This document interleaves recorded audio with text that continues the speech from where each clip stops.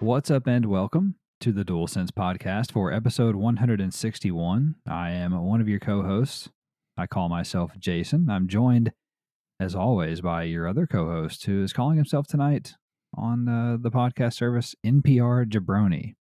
He also goes by Travis, of course. Travis, what's going on? It's good, you NPR bitch.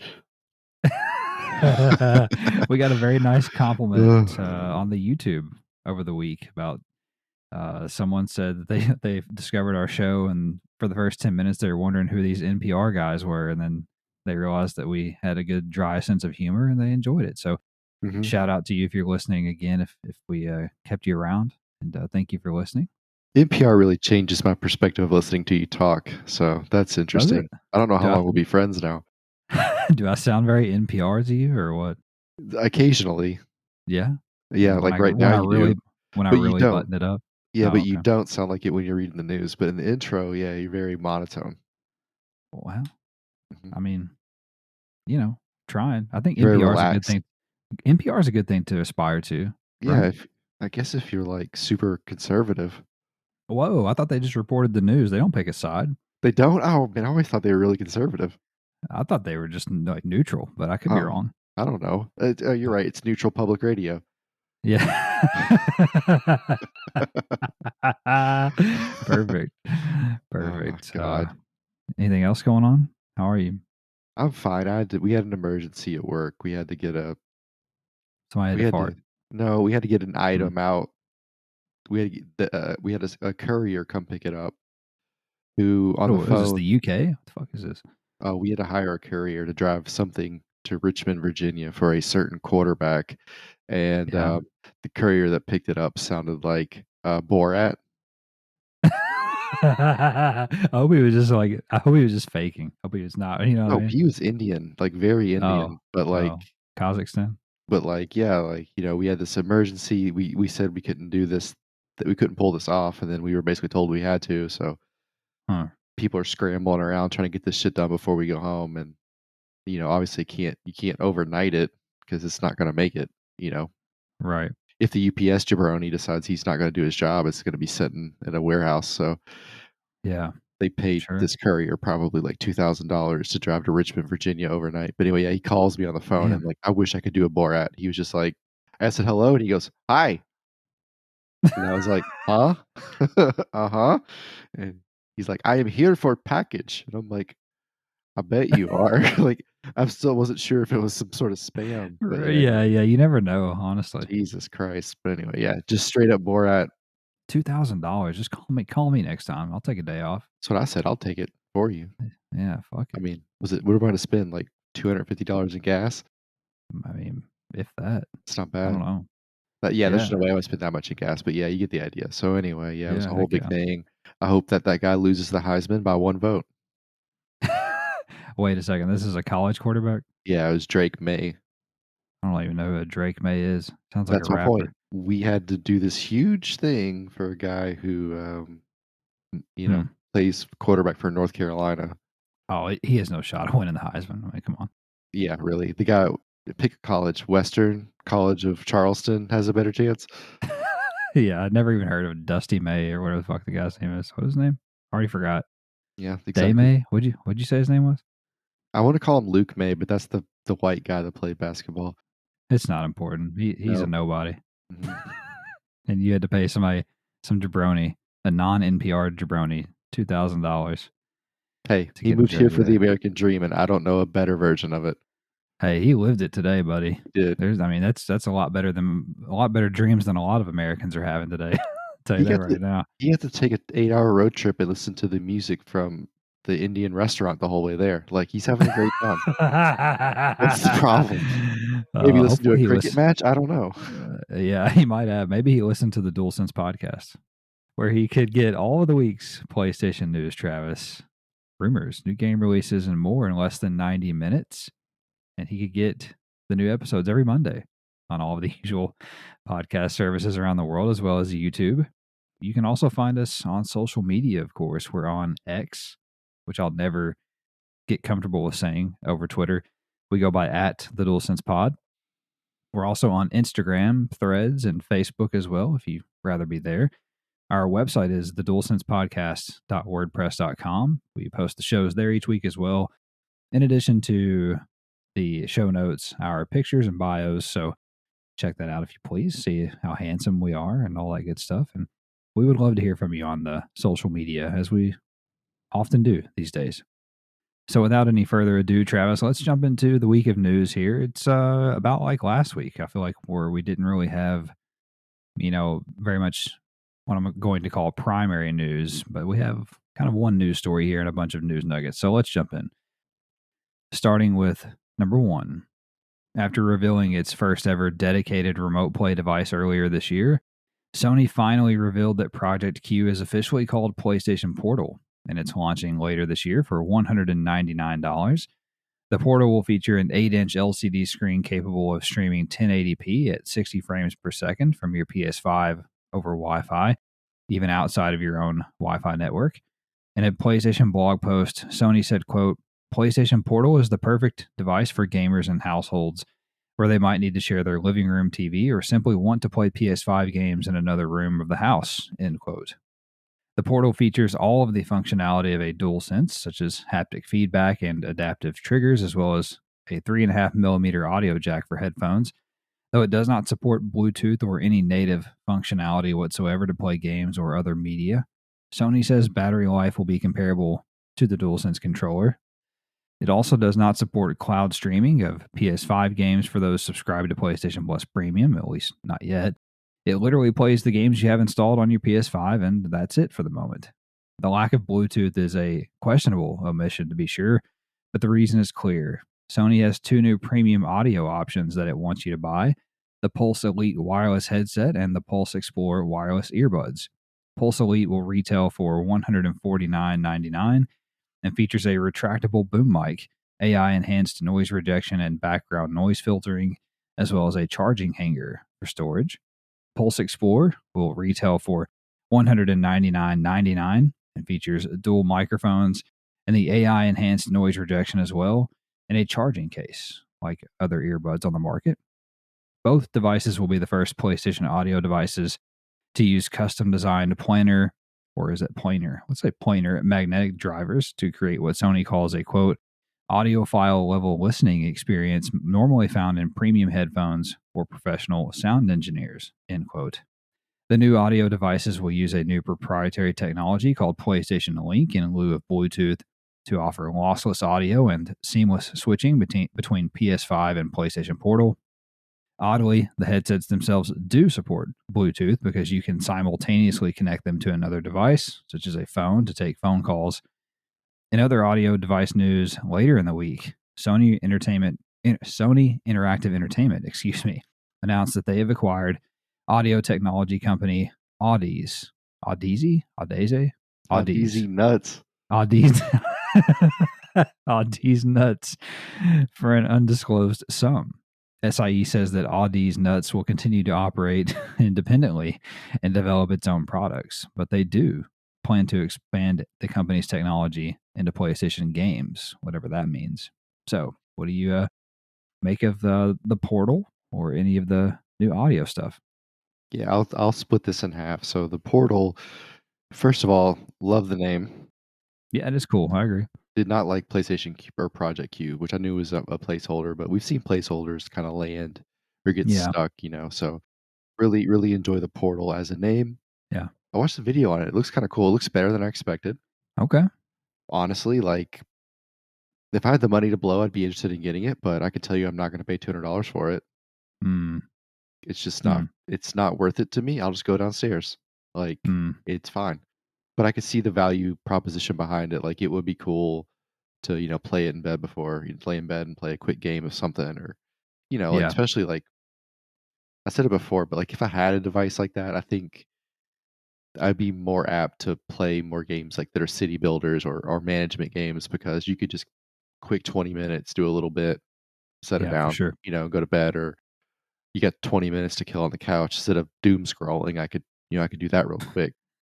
Because, if I have 20 minutes, it is a bit of a hassle to go downstairs and do all that stuff. And by the time I get situated, I don't have any more time. So Right. I can see the value proposition, but it's really not for me at this point, at least not at that price. Mhm. But I do think it will. I think it will sell pretty decently. My favorite thing about it though is just the way that Microsoft makes things. And you know, Mm. they're like the Xbox is your all-in-one home family entertainment system, and then PlayStation's like, "Hey, we made this $200 thing. It only fucking plays games you have installed. It doesn't do anything else. Yeah. Deal Yeah, with it's it." Like, totally opposite. Yeah. it's such a Sony thing. Like, it's Mhm. it's exactly what you'd expect them to do. But if it wasn't $200, I might consider it. Like 150, Yeah. maybe. Like that might be more where I'd be comfortable with it, but it's just not for me at that range. As far as the headphones go, they are very cool.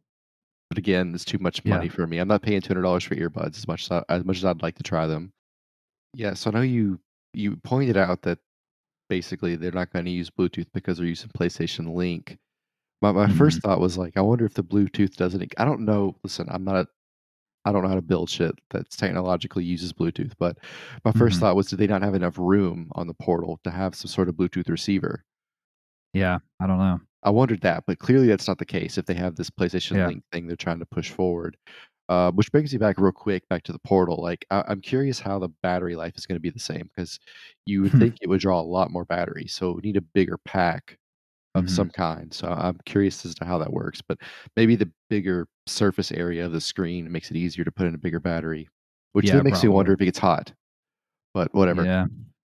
All questions that I won't answer because I won't buy it. But the head, I, I'm honestly I'm much more interested in the headsets, the Sure. earbuds or the over the ear ones than I am the portal. Like I do hate the names though, but Yeah, the I headsets. yeah, and I want to know Yeah. like what is PlayStation Link? How does that work? Why is that better? Because this is no loss of a drop. It's like, well, why?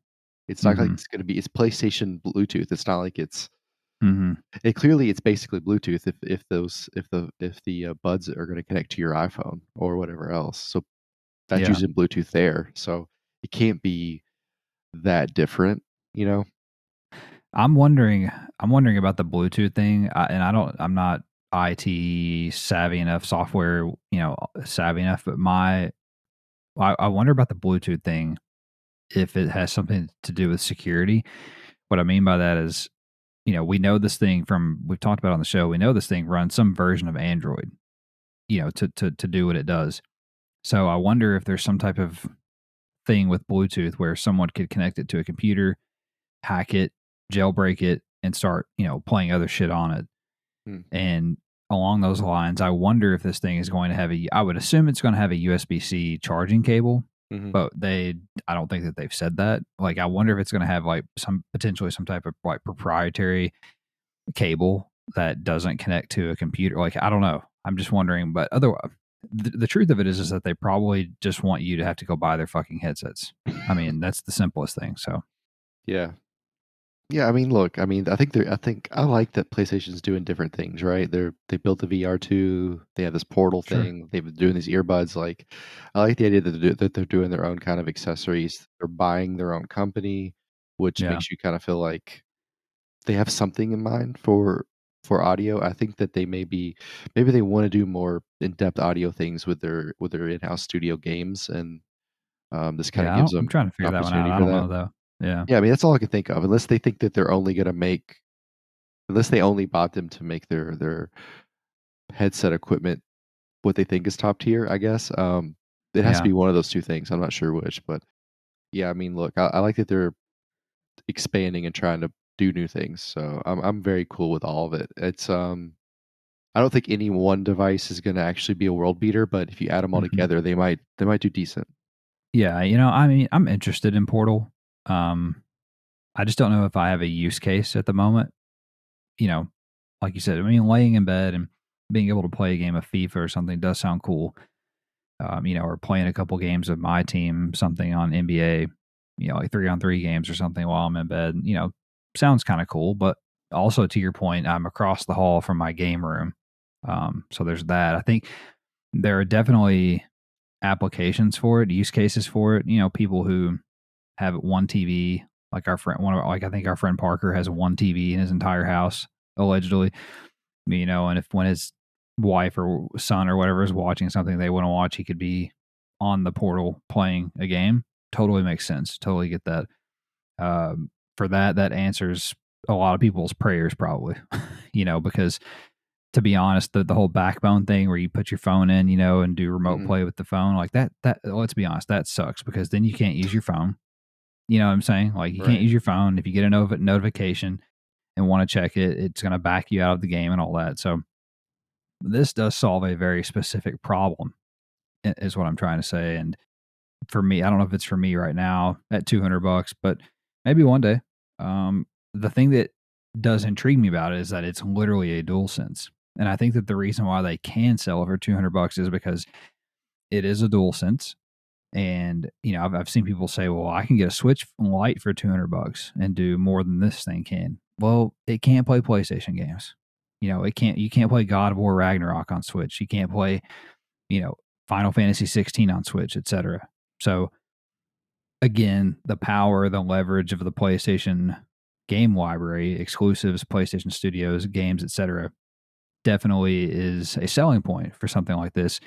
If you're someone who's trying to decide between other handhelds out there, I would think.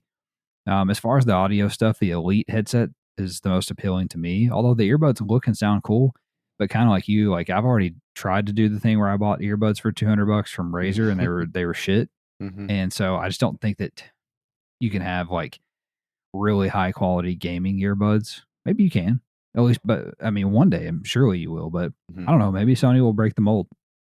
But the Elite headset, I'm pretty interested in. I might actually sell my current like Pulse 3D headset or whatever for a little bit, and get the Elite and kind of replace that, and then I can have my Steel Series and the Pulse Elite, because usually when one dies, you know, I'll throw the other one on while that one's charging. Is what I do. I like to have backups and backups of backups. So anyway, as far as the Audi's nuts thing, the Audi's, like I said, I really don't know what they're trying to do with that. Obviously, they have some type of vision in mind, but I'm not really sure what that's about. It'll probably take a while for us to see what the fruit of that is. Number 2, a major rumor from a formerly highly reliable insider surfaced this week regarding God of War Ragnarok. Twitter account The Snitch has claimed that an expansion to the PlayStation Studios title is currently deep in development, sitting at around 60% complete, and that it is planned for release in 2024. It is worth noting that the former owner of that account has since handed over ownership to someone else, so it's not the former leaker, although the new handler has correctly leaked details of Rise of the Ronin recently, so they do appear to have some inside knowledge of PlayStation's affairs. Of course, there were also new job postings recently at Sony Santa Monica that made it clear the studio is making something related to God of War, so it does seem to check out at the moment. So what do you think about some God of War Ragnarok DLC? There's obviously somewhat of a precedent, you know, with PlayStation DLC, with, you know, Horizon, both Horizon games getting DLC. So what do you think about God of War? I think my bigger question is, did he buy the Twitter account handle? I think so. That's the way That's I took interesting. it. It is interesting. Somebody buy ours. Yeah, like you, I have to be the snitch. Like you just can't make. I guess you have to build up you have to build up the followers. I get it, but anyway. Yeah. No, I mean, because in theory he could have just read the job postings and did the math. It's like pretty easy to deduce something was happening there, True. and just slap a percentage on it. It's not, you know what I mean. It's not like Santa Monica's going to come out and say, "Guys, it's at 63%. It's not at 60." Like you can just say something like, and they never come out and really deny any kind of rumors like this anyway. Very rarely do we see somebody come out and say something like, "Yeah, that's not happening." So, I mean, I guess time will tell, but it would make sense, like you said, for them to drop in some DLC. They've done it before. I don't know what to really make of the whole buying a Twitter handle thing. It's like really blowing my mind right now. It's throwing you off, huh? I think it makes sense if they decide to do DLC, or if they truly are doing DLC or an expansion for Ragnarok. I mean, I'm trying not to spoil the story, but I mean, I guess it's widely known, but there is a secondary character in Ragnarok, his son Atreus, and so there's definitely a storyline that could be explored there. I don't think that if they did an expansion that it would be Kratos. I could be wrong about that, but I feel like that they would almost save a continuation of his story for what presumably is going to be a third game.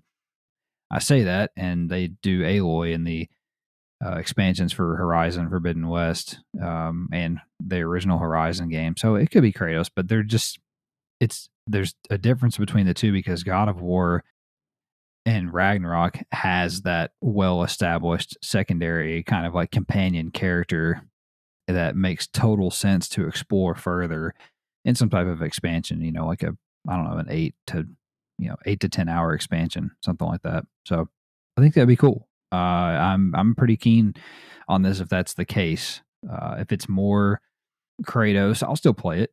But I would be more interested in it if it is Atreus, his son. And the Snitch, whoever is running the Snitch Twitter handle, seems to be insinuating that because I looked into this after I was writing this, and they posted some photos of some like some jewelry or something that Atreus wears in the game, seeming to obviously hint at him being the center of the DLC. So we'll see. But this will be cool. It would make sense to be next year, I don't know if that would, I mean, that could technically count as like one of the big releases from PlayStation Studios next year, potentially. So we'll see. All right, number 3, we have a bunch of news nuggets here as well. Feel free to jump in here, Travis, with me. First nugget. Industry financial analytics firm Circana shared July's notable sales data this week. For starters, the PS5 led all hardware for the month in both units sold and dollar sales. Consumer spending was up 1% year over year to $4.19 billion for the month, while hardware sales were down 19% year over year. However, year-to-date hardware sales remained very strong, up 17% overall since January. The best-selling game of July was Gunfire Games' hardcore co-op shooter Remnant 2, of all things. Other notable sellers were Final Fantasy 16 at number 5, which is down from number 2 in June. MLB The Show 23 at number 10. Spider-Man Miles Morales at number 17, and Spider-Man at number 18. So I was pretty blown away with Remnant 2 being the best-selling game for the month. I can't believe that just because of the nature of the game, but good for them. Yeah, I feel like I never saw anything about it. Yeah, I don't know. You know what I mean? Like to be no, number one, yeah, it's like, oh God, this is everywhere. It's like, okay, I've seen some random stuff, but not enough to be like, yeah. It's not like like Diablo or yeah, I was like, fucking holy shit, like yeah, yeah, which yeah. It's I would not like. I wonder if the total units are lower than they've been in other months. It just happened to be the highest this month, or if it right, is a right, bananas amount, it just right. doesn't feel like it to me. It doesn't feel like it's a number one seller right now. Sure, yeah, that's a good point.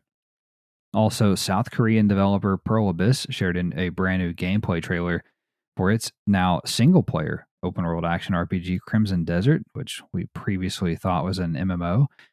And they showed that off at Gamescom opening night live this week, and it looks incredible, Travis. It looks so fucking good. I know Yeah, it doesn't do anything for you, I don't think, but gosh, I don't know. Oh, it looks so good. well, it's more interesting to me that it's not an MMO. So Yeah, you might actually like it. It's got some Ghost of Tsushima, Tsushima to it. I'll send you the yeah, trailer for it. I don't know if I did that or not. I But mean, I wouldn't mind playing a nice single player game mhm. right now, but I mean, I don't know. It just has to really grab me. Most things don't. Yeah, I understand. Also, Travis, along those lines, NetEase Games shared the first trailer for their gotcha style open world RPG Project Mugen or Mugen. I don't know how to say it, and it looks fucking awesome as well. It looks really good. I know NetEase is a Chinese company, but they're less, what's the word, nefarious. Communist? Oh, Yeah, they're less communist, let's say, than Tencent. But this Project Mugen game, Jesus Christ, it looks good. So we'll see. It's coming to PS4 and PS5 at some point. yeah. So I looked up the Crimson Desert. Oh, okay. The issue, I see this big Yeti looking guy with horns on his head, and immediately I'm not interested. Like, why does that immediately take me out of games? I don't know why. I, Just I immediately don't I'm know. like, I don't fucking want to do any of that. It's like You just gotta Horizon. It's like Horizon. It's like they're mechanical animals. I'm like, I don't want to do that. I just whatever. you gotta suspend your disbelief. You like to you're a creative guy. You need to just let it take you.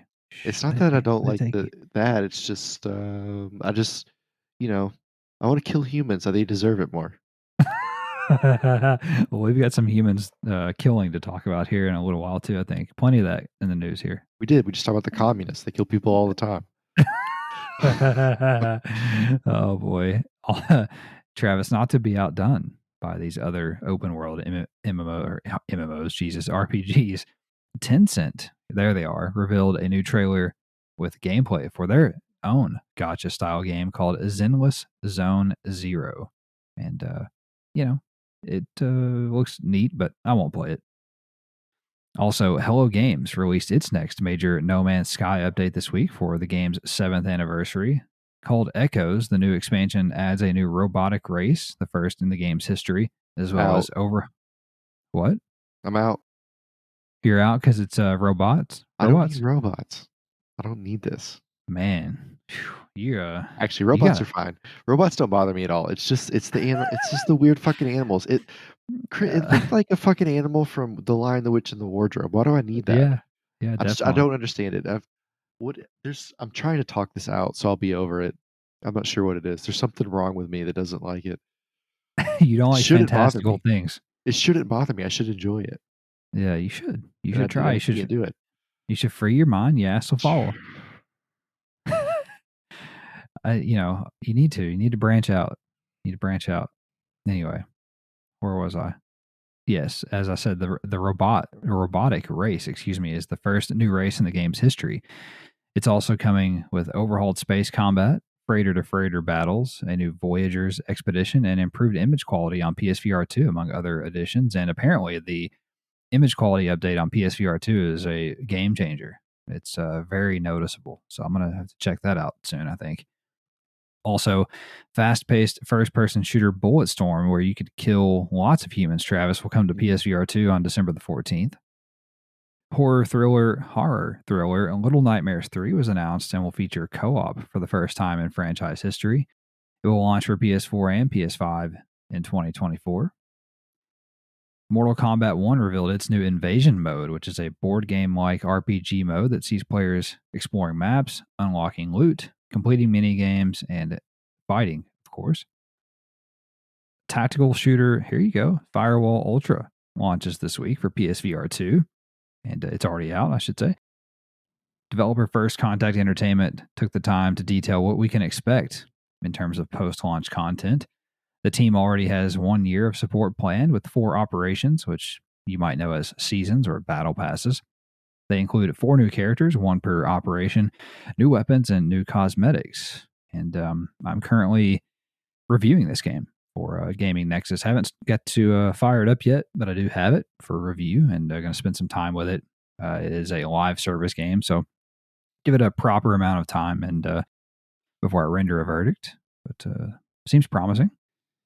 Also, first-person psychological horror game at Madison comes to PSVR 2 this Halloween season, they're saying, and it will feature support for all of the headset bells and whistles. Definitely not playing that. Website Video Games Chronicle reported that Diablo 4's second season is called A Season of Blood, and it will release on October the 17th. I really feel like In This Moment's a perfect band for this game. Oh, definitely. Like they feel like they go together. And I'll tell you, we got like these $100 lore boxes at work for Diablo out of the blue. You did. Did you ever get one to that guy? No, not yet. I meant to do that today. I kept forgetting. But no. Yeah, I just have them. So that's wild. I don't understand that at all. It still blows my mind. I would like to loot one because I feel like I found it. So I should be founders keepers. See, you should. They won't let me, I'm sure. Also, Ubisoft's open world racer, the Crew Motorfest, will have a free 5-hour trial at launch on September the 14th, but it will only be available to redeem until September the 17th. That's pretty cool. I would encourage you to check it out. I enjoyed my preview time with it. What'd you give it? It was a preview, not a review. What was your preview grade? Well, there's no grade. And I would say that it was... no, I'm teasing. It was good. It was cool. I really liked the Hawaii setting more than like the just general USA setting of Crew 2. Anyway, Microsoft has reached an agreement with Ubisoft to transfer cloud streaming rights for all current and new Activision Blizzard PC and console games to Ubisoft for a period of 15 years. The move is an attempt to appease British regulators who have an axe to grind over the Activision deal's implications on cloud gaming. The British CMA has opened a brand new investigation into the restructured deal in response. So they're never going to get this thing done in the UK. No, they're still mad about the fucking Boston Tea Party. But no, I mean, you figured. Yeah, remember we talked when we were going over this. Like, remember there was something about cloud gaming. We were like, what are they talking about? So I Yeah. guess this is our answer finally. Yeah. Not what I Think about this. expected, but it makes sense. Yeah, think about this. Once the Ubisoft Plus subscription thing comes to PlayStation, which it is, we just don't know when. You can subscribe to Ubisoft Plus. You can play all of their games at launch with all the DLC. Because they give you the gold editions of all the games, and you're also going to be able to play Activision Blizzard games on there too. Right. Like that's fucking that's gonna be like $30 a month for that or some shit. Really, for real. That's wild. Yeah, that's why they wanted to buy it. I guess that's pretty compelling service, to be quite honest with you. So no, it's better than PlayStation Premium for sure. Oh yeah, 100%. All right. Next nugget here: veteran Call of Duty designer David Vonderhaar, who is best known for his work in Inglourious Bastards. No, I'm kidding. On Black Ops, on the Black Ops sub-series, has left Activision after 18 years. I didn't enjoy those, so whatever. You did not? Yeah, exactly. Yeah, I don't give a fuck about the Black Ops games. I didn't understand your joke. Because he's got like a German name. David Vonderhaar? Yeah. Isn't that German? Shit, I don't know. Or is that like Norwegian or some shit? There's too many A's in it, too many vowels. Sounds German to me. Exactly. I thought maybe that was a character in Inglourious Bastards. Oh, no. No, not that I remember. Also, industry insider Jeff Grubb, I haven't talked about him in a while, stated this week that Dragon Age Dreadwolf has been internally delayed again at developer BioWare, who is also laying off 50 employees. So things not going well over there. Kind of bumpy.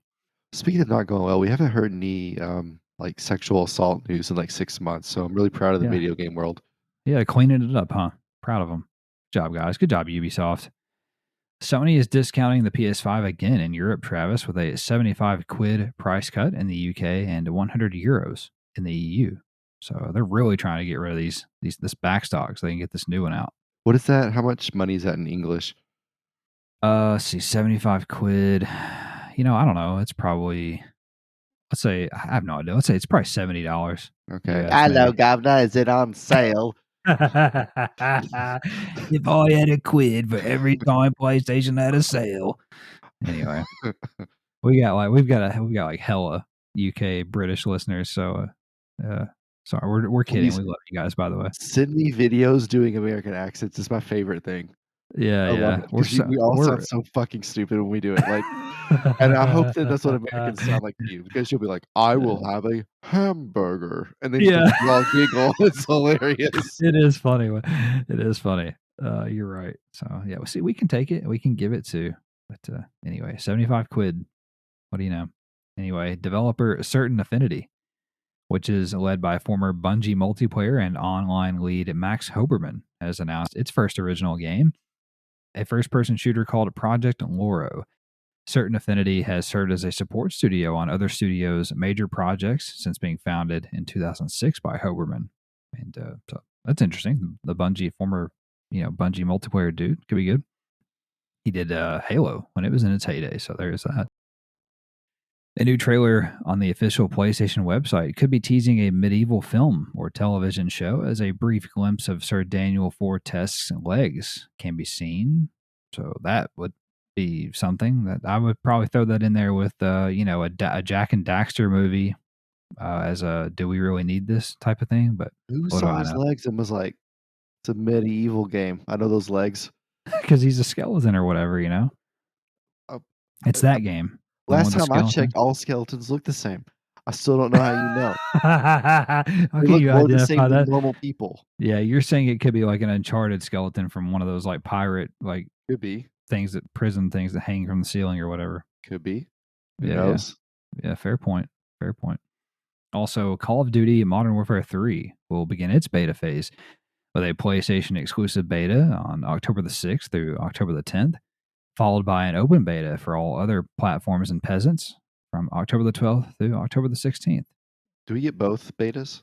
We do. We get both. How Yeah, about suck that? it, everybody. Look, we get the game for 2 weeks.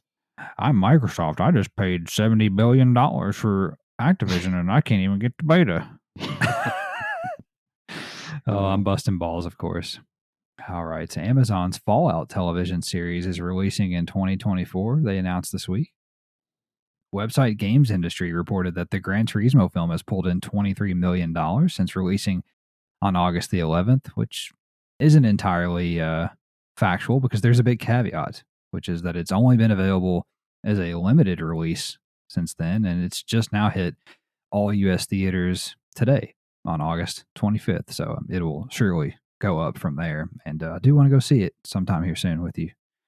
By the way, so the maintenance guys at work, Oh, they found out that I sim race, and they are now aware of the car that I drive. So they've started calling me Turismo.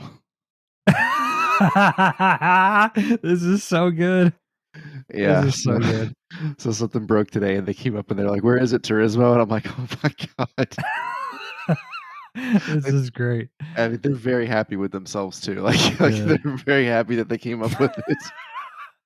Good. They're just like looking for reasons to come talk to you now, huh? Oh yeah, it's just warming I up love my this. plate. Like, what are you eating there, Turismo? I'm like, you're just coming over here to say that. They're You just don't like care. they're just trying to find you now. That's I love this. That's so good.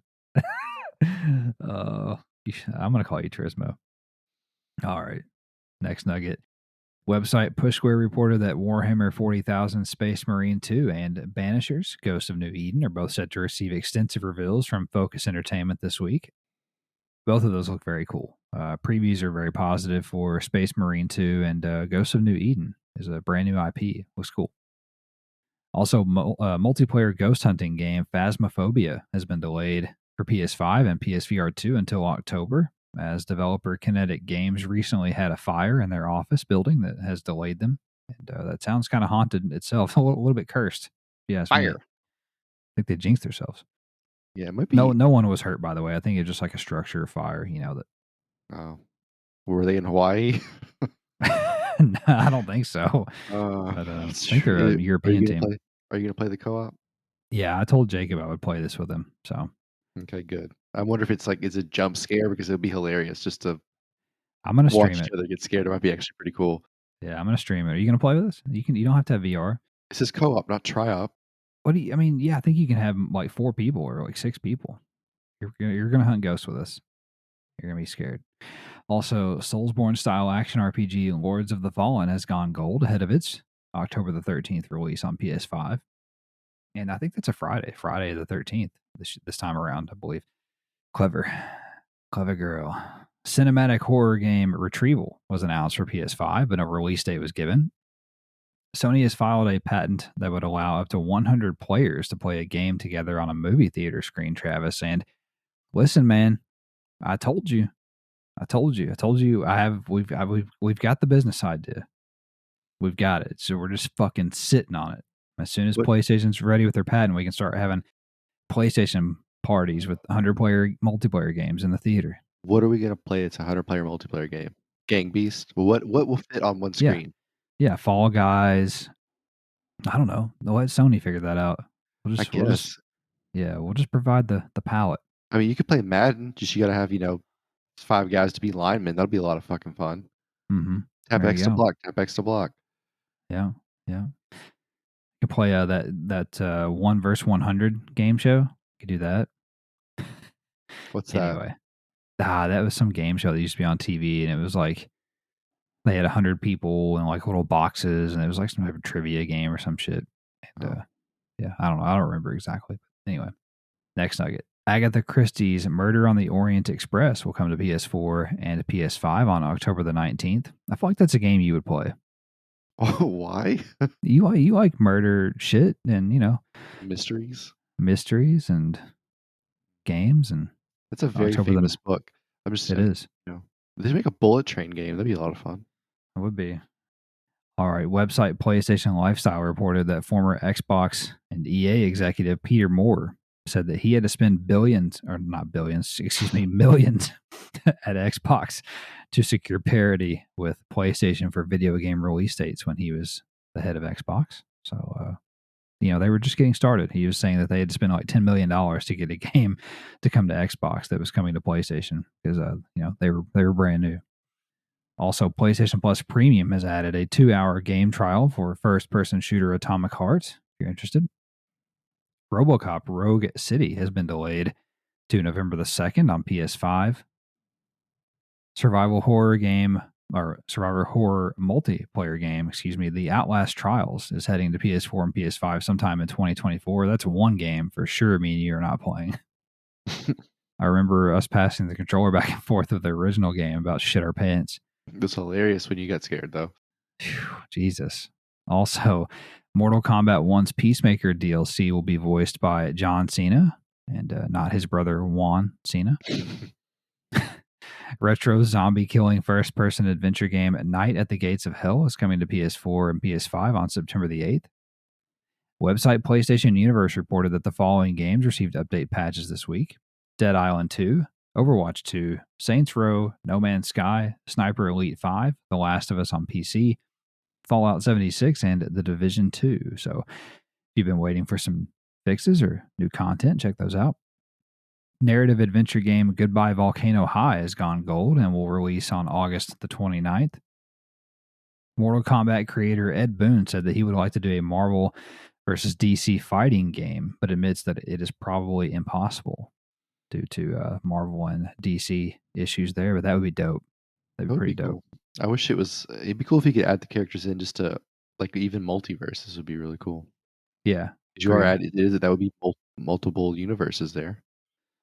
Also, Dontnod's puzzle climbing game Jusant launches for PS5 on October the 31st.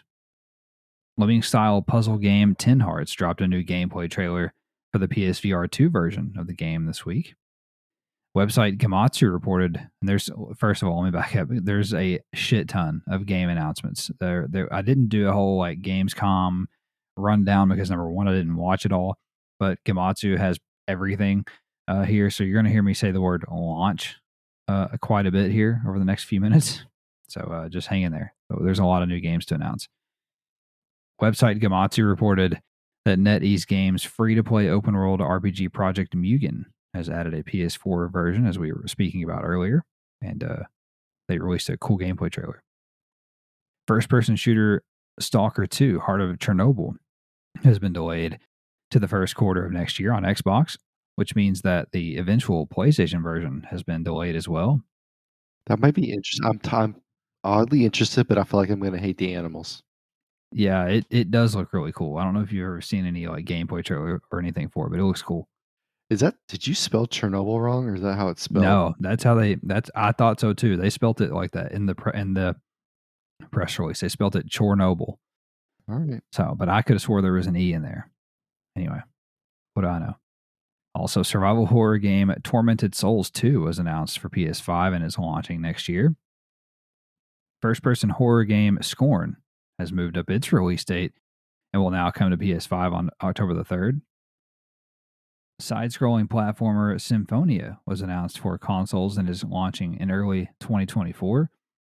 Dark Gothic Metroidvania game The Last Faith has been delayed to November on PS4 and PS5. Turn-based RPG Bloomtown, A Different Story, will launch for PS5 in the second quarter of next year.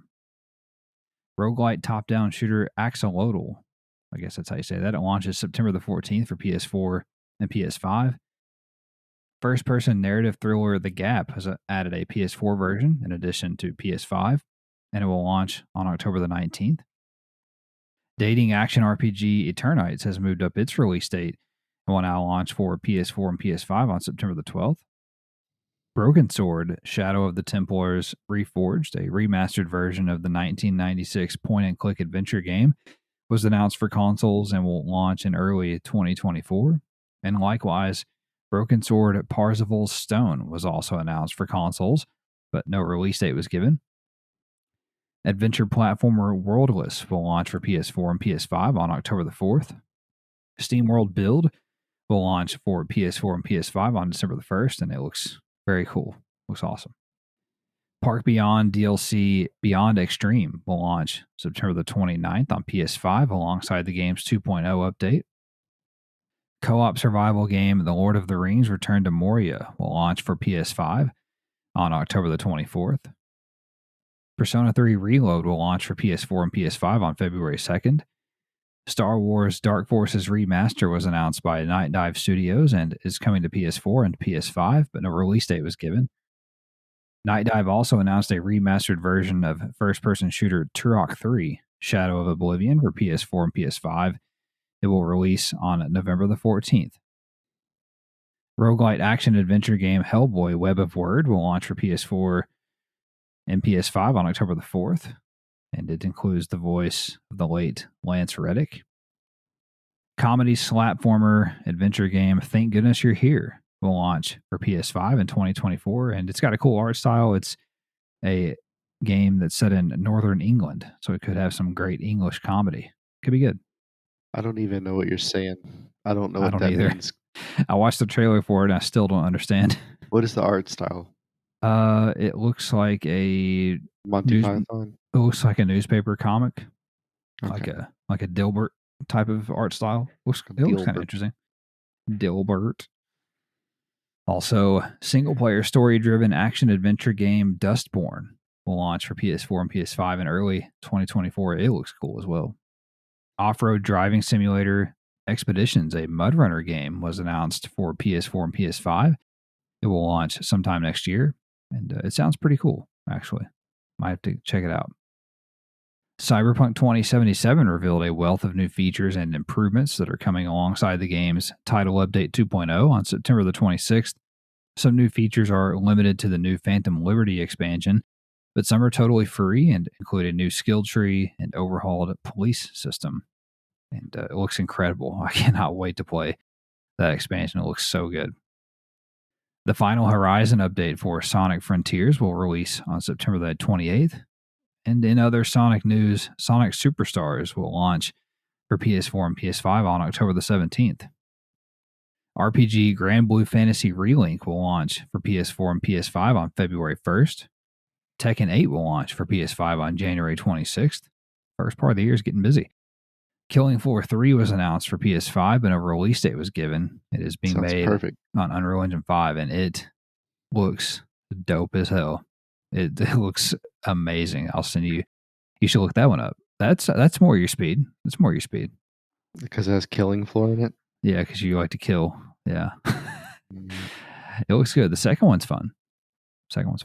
Also, real-time strategy game Warhammer Age of Sigmar Realms of Ruin will launch for PS5 on November the 17th. Sigmar Balls. There you go. I was waiting for it. Horror game Post Trauma will launch for consoles in the spring of 2024.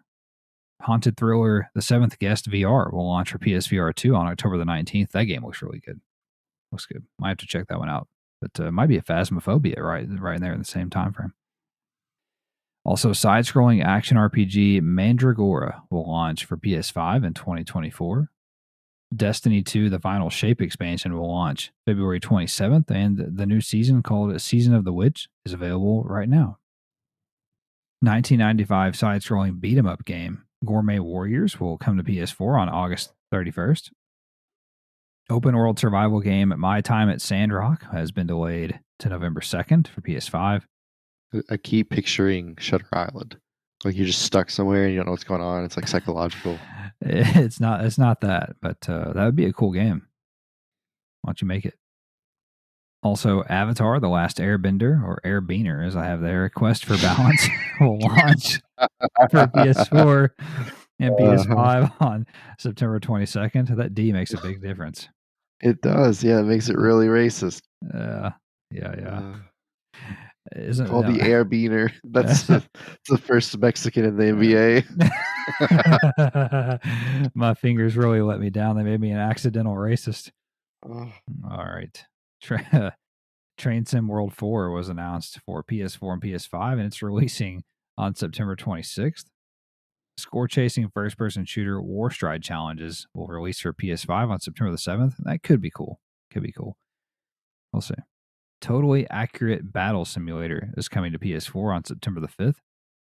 Makes me think it's not totally accurate. I would say so. 3v7 asymmetrical online multiplayer game Killer Clowns from Outer Space. The game will now be published by Ilphonic, people who did Arcadegeddon and the most recent Ghostbusters game. Ilphonic's also going to be helping co-develop the title. Free-to-play battle royale game Stumble Guys has added PS4 and PS5 versions, but there's no release date for the game. It looks like a poor man's Fall Guys, basically. Mind-bending sci-fi game The Invincible, which looks very good, will launch for PS5 on November the 6th. Fast-paced first-person shooter Ghost Runner 2 will launch for PS5 on October the 26th. Real-time strategy game Dungeons 4 will launch for PS5 on November the 9th. Konami has added a digital-only PS4 version of Metal Gear Solid Master Collection Volume 1. The company also confirmed that on PS5, the anthology will run at 1080p and 60 frames per second. Supernatural driving roguelike game Pacific Drive has been delayed to early 2024 on PS5. Developer Ironwood Studios also released a new gameplay trailer this week, and that game looks so good. God, I can't wait to play that one. It'll be interesting, I think. Yeah, I agree. It's unique, and I haven't seen anything like that before. VR interactive fiction game Behind the Frame, The Finest Scenery VR will launch for PSVR2 on September the 14th. On Rails VR shooter Gazzlers is also releasing for PSVR2 on September the 14th. Spirit Hunter Deathmark 2 has been delayed to late February 2024 in the West by Axis Games, and they've also dropped the PS4 version in favor of PS5 only. Behavior Interactive has acquired Netherlands-based studio Code Glue, which is a good name, which will now be known as Behavior Rotterdam. Not a good name. Rotterdam. Yeah, not a good name. Also, D3 Publisher will officially announce a new game codenamed Project CMW for PS5 on August 29th, whatever that means. And finally, Travis, Mr. Jeff Keighley announced that the Game Awards, the 10th annual Game Awards, will take place on December the 7th, the same day that Avatar: The Frontiers of Pandora comes out. So sorry, Jeff, I'll be busy. And that's all for... Yeah, I'll be busy remembering fucking Pearl Harbor. I bet you will. And that's all for the news this week. Travis, I'll turn it over to you now for this week's new games. The 22nd, we had Fort Solis, Immortals of Avium, No Place Like Home, Shadow Gambit, The Cursed Crew, Smurfs Cart, Vostok 2061, and WrestleQuest. On the 23rd, we have Red Raptor, Virgo versus the Zodiac. On the 24th, we had Blasphemous 2, Firewall Ultra, Logi King, Lost Eidolons, Ride 5, Shotgun King, The Final Checkmate, I would assume so. On the 25th, we have Alice Escaped, Armored Core 6, The Fires of Rubicon, Ashina, The Red Witch, Fly the Plane, also known as I'm the Captain now, Jets and Guns 2, perfect, and Truth. There you go. That's all for the new games this week. Let's see here. Immortals of Avium and Armored Core 6, The Fires of Rubicon, I would say, are the two biggest games. Armored Core 6, of course, the next game from Software. Immortals of Avium is a first-person magic shooter from EA, part of the EA Originals label. I did review Immortals of Avium for Gaming Nexus. It's one of the secret games I've been playing for the past week or so, and I give it an 8.5 out of 10. I think it's very good. It surprised me in some ways. The story is really good, and it's got lots of interesting lore, and it's a different take on FPS combat, for trade guns for spells and shit. So it's kind of cool. There's some other good stuff here too this week. That Shadow Gambit game is that stealth game from the people who did like Blades of the Shogun and that Desperados 3 game. And Firewall Ultra, of course, is a big PSVR2 release. Blasphemous 2 is getting really good reviews. And what else? I think that's it. think that's it. So that's all for the new games this week, and we'll start to wrap the show up here like we always do by discussing what we've been playing and anything we're looking forward to. What's on your mind? Just hit a bunch of dingers on Super Mega Baseball. I'm trying to get you can hit I think you hit 2 500-foot home runs, you get a trophy. And I thought, oh, this will be easy to do when I'm bored, and it's fucking impossible. I've never even gotten close. I've never even hit one of them 500 feet. I've only hit one 480 once, so I don't really know what I'm supposed to do. I have Hank Aaron, impossible. and I have 2 other guys whose power is a 99, and I can't do it. So I don't know. Whatever. Tried Legends Bowl. Oh yeah, I forgot about that. Wasn't a huge fan. Certain parts of it I like. Like I told you, the throwing meter I thought wasn't great. I didn't enjoy it a whole lot. I felt like at times I should throw a bullet pass. It just didn't work. Or guys running an out route, I need to zip it in, so I'll throw a bullet pass and I'll just throw it into the stands. Try to lob one and it's not accurate. I didn't really understand what it was wanting me to do. I didn't understand the inaccuracies. Is it a bad throw because I didn't lob it, or is it a bad throw because my guy sucks? I never really caught onto that, but the actual running part was cool. I like the running part.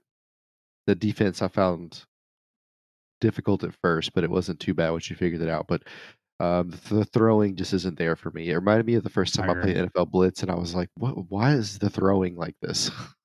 Yeah, I know.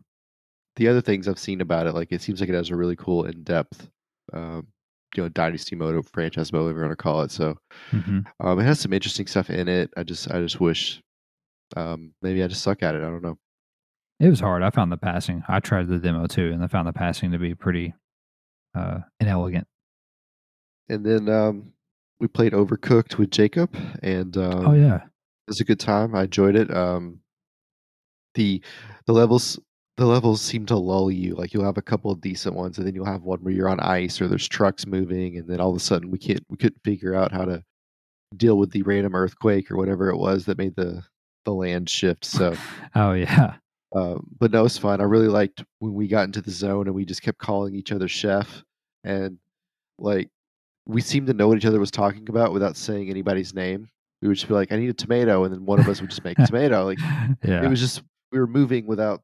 It was I don't know. It was kind of fun. Yeah, I mean, it's a good time. It's a really fun party game. It gets really hectic, but yeah, I mean, by all means, if you have a party to play with, it's a good time. I agree. I really enjoyed it. So is that all you've been playing? Sorry, I don't remember anything else. Okay. Yeah, I thought it was chaotic. It did feel like we needed a fourth person though. We do. 3 is an odd number because, like you said, it was, it would stick one of us. Somebody was an odd man out a lot of the time. So you almost need 4. You need an even number at least of people. So, but along those lines, Jacob and I checked out the Moving Out 2 game, and I actually think I like the Moving Out 2 game better because you run around, you grab furniture, you throw it out the window. I know you've seen gameplay of it from the PlayStation Access guys. So we threw a bed out of the second floor window. And then it went down, picked it up, carried it to the truck. Perfect. Yeah, I shared that on Twitter earlier this week. The Moving Out 2 feed retweeted it, which surprised the shit out of me. But that's a cool game. It's a really cool game. Overcooked is fun too. And what else did I play? I played Immortals of Avium. I already talked about that a little bit. So that I would recommend that one pretty easily. Also played Far World at Pioneers. Finished my review for that. It is not good. 6.5. 5 out of 10. Damn. I gave it a 5. I almost gave it a 4.5, but I was generous. But that game is not good. I don't know if it's well. First of all, it's buggy. The control scheme's awful, and the tutorial is about 5 minutes long. And fucking figure it out. Yeah, and I mean, I'm cool with I'm cool with figuring games out. That's fine. Yeah, I'm cool with the whole survival, open world sandbox type of thing. That's fine too. But if you're gonna make me go through menus and read encyclopedias and teach myself how to do shit, you better fucking make that fucking easy to do. The controls better not be asshole. Okay. And I shouldn't have to fight through every sub menu and multiple layers of shit on the control. It's made for PC. I get that. But if you're going to do that, you got to nail it. then when I was building stuff, you have to place like each tile basically. You know, you've played like, you know, city builders and shit, like Theme Hospital, whatever. Like, you know, Yeah. you place the stuff into separate. So, for instance, I would have to place a floor tile in one square. Then I need to replace a wall tile in one square, whatever. So I would be going through the menus to select the item that I wanted to construct with. And when I hit X to select, you know, to switch from floor to wall, for instance, it would put that piece directly in front of my body. So the X button, basically, it was like I double tapped the X button, but I wasn't. So it was like I was hitting X to select it and then X to place it. And it did that almost every time when I was trying to build a structure. And it made me want to snap my controller in half. And I don't know. Anyway, so 5 out of 10 for that. And the weird thing is, guess what? The day before it was supposed to come out on PlayStation, they delayed it indefinitely again after having delayed it for 3 months. So something's going on with that. You know, one of the most annoying things I find about game development is like a bad controller scheme. It feels like that would be the easiest thing. You're just mapping things. Like, Yeah. play it. Does it feel comfortable? Is it complicated? Like, I don't know. It just seems like the easiest thing to get right. Yeah.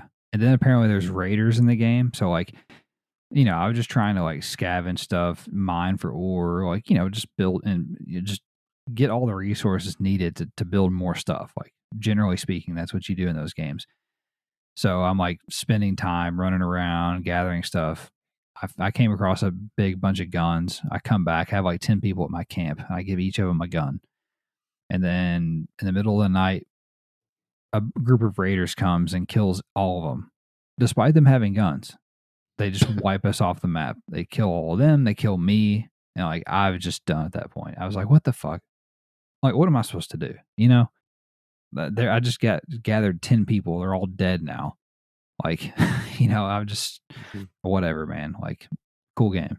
So anyway, the last thing, that was it, right? No, yeah, one more thing. The last thing that I've been playing is Wayfinder, the online action RPG, MMO light sort of thing, from the people who did some of the Darksiders Genesis, and what are those other games? God, I can't think of it right now. Battle Chasers. You shoot arrows. No, I'm not shooting arrows. It's kind of like a stylized game. I'm gonna record some gameplay footage, but it's cool. It's just kind of like it's almost not really hack and slash. It's just an action RPG, and it's cool. Cool art style, looks good. It's playing good right now. There's been a lot of network issues, servers problems and stuff like that. I think they've sorted most of those out as of yesterday. They had a big update and played last night, and it was a much improved experience. So I'm working on some impressions for that for an article for Gaming Nexus. And then in the coming week here, the coming days, I'll be diving into Firewall Ultra as well. So hopefully I can play that without getting ill, but we'll see. So yeah, that's it for me. That's it for Travis. That's it for the show. If you enjoyed it, don't forget to subscribe to get a new episode delivered every Monday. And we would also appreciate if you could leave us a rating or review on your podcast service, or a like and comment, subscribe on YouTube. Both be very much appreciated. Don't forget to find us on social media. Our primary feed is on X, where we go by @TheDualSensePod. But we're also on Instagram and Facebook, Threads as well. Our website is thedualsensepodcast.wordpress.com. So hit us up. We'd love to chat some PlayStation with you. And we'll get out of here now. Thank you, as always, for listening. Have a great week. We'll talk at you next time. Bye-bye.